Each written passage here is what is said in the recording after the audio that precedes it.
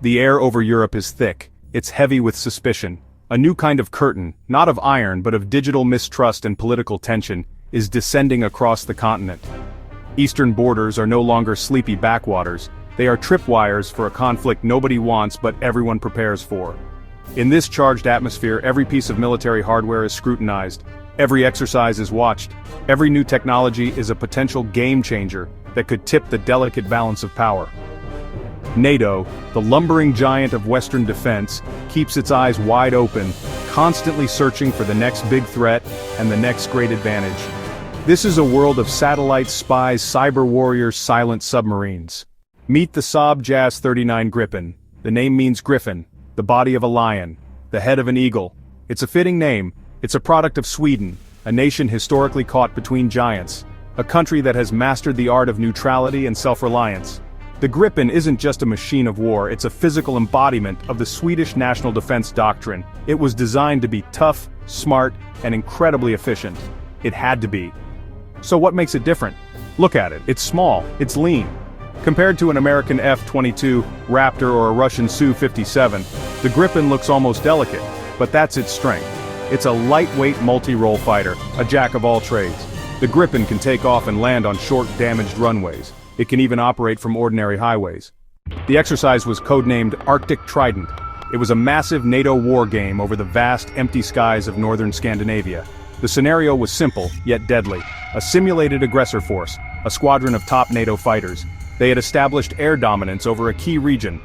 AWACS command and control planes, the eyes in the sky. The defenders' objective? Penetrate the defended airspace. Locate and destroy a high-value ground target. For days, the exercise went as expected. They attacked the Red Air Wall. Then, Sweden's turn. 4 Gripens from the F-21 wing at Luleå climbed out. They weren't with the main group. They vanished from the radar screens. Silence stretched on. An hour passed. Then another. AWACS assumed they were neutralized. The mission target, a temporary command post. Tents, vehicles. Then the radio at the command post crackled. The lead Gripen pilot gave exact coordinates. He described vehicles and disposition, then, target destroyed, have a nice day. The Swedish pilots hadn't flown through the wall of enemy fighters, they had flown under it. Dropped to treetop level, hugging rugged Scandinavian contours, every valley, every fjord, every shadow on the land to stay hidden from powerful radars and the all-seeing AWACS above. This was dangerous, gut-wrenching flying, demanding incredible skill and nerve. But this is exactly what the Gripen was built for, and exactly how its pilots train. They weren't just flying their jets, they were wearing them. But flying low wasn't the whole story. The real genius was electronic. The Gripen's advanced electronic warfare suite. It's not just about jamming enemy radar, it's about deceiving it. Instead, subtle, fleeting ghost signals. They projected false targets, and fed the enemy's network a stream of confusing, contradictory information. The AWACS, the supposed brain of the enemy force, was effectively blinded. They saw phantom squadrons appearing on the edge of their screens, drawing fighter patrols away from the real threat. They were ghosts in the machine. They hacked the sky. NATO was stunned. The debriefing after the exercise was reportedly a tense affair. The data logs were undeniable. 4 small, relatively inexpensive fighters had completely dismantled a defense composed of the most advanced and costly aircraft. Close up, exercise scoreboard and loss metrics. The question on everyone's lips was, how? The answer was a cocktail of cultural bias, technological assumptions, a fundamental underestimation of the Swedish approach to air combat. The alliance has long prioritized stealth. The focus on expensive, high-end platforms created groupthink. This powerful doctrine created a blind spot. NATO planners assumed non-stealth would be easily detected and destroyed. They saw the Gripen as a 4th-generation fighter, a relic. They focused on its physical characteristics, size, speed, radar cross-section. They failed to appreciate Sweden had pursued a different path.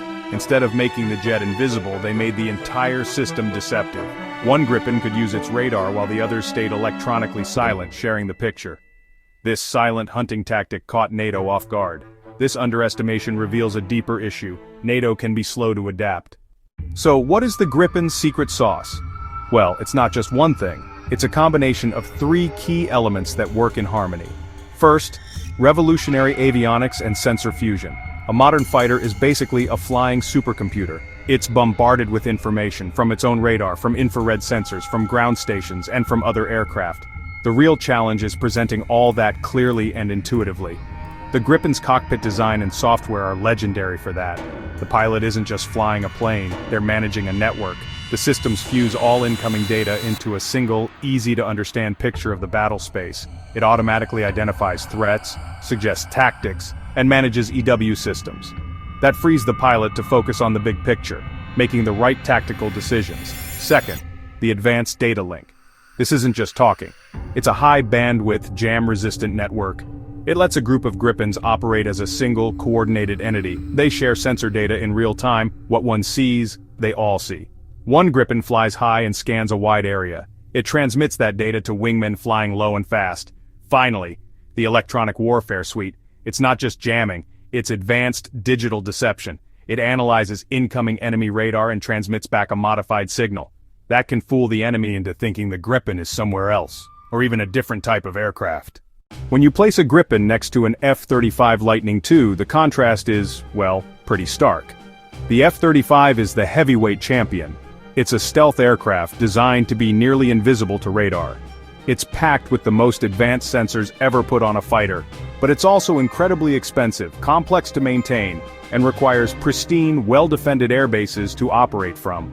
It's a finely tuned instrument, a Stradivarius violin of the sky.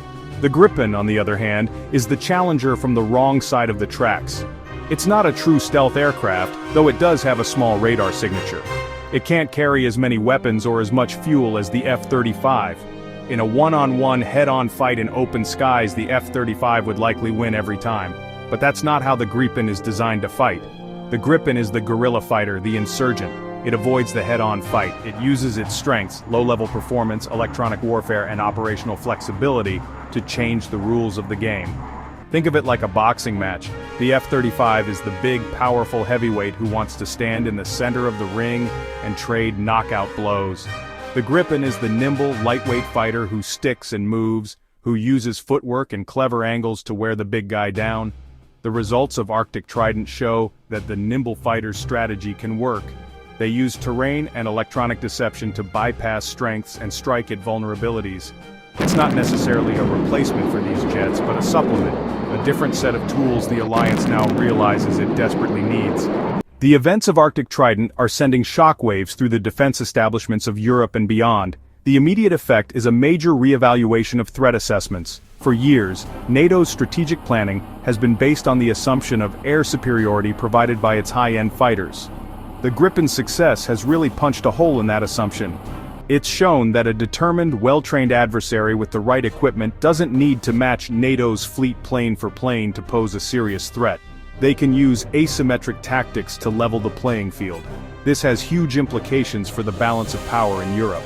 Nations bordering Russia, especially those in the Baltic region, are paying close attention. The Gripen philosophy of dispersed operations from rugged airstrips is perfectly suited to their geography and strategic situation. The success also serves as a powerful advertisement for Saab and for Sweden. Countries that cannot afford the F-35 or are not permitted to buy it now have a proven, highly capable alternative. This could lead to a surge in exports, altering the global fighter market and increasing Sweden's influence as a major player in the defense industry.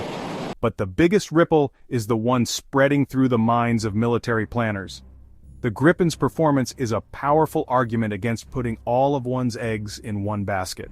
The over-reliance on a single, ultra-expensive platform like the F-35 is now being seen as a potential strategic vulnerability.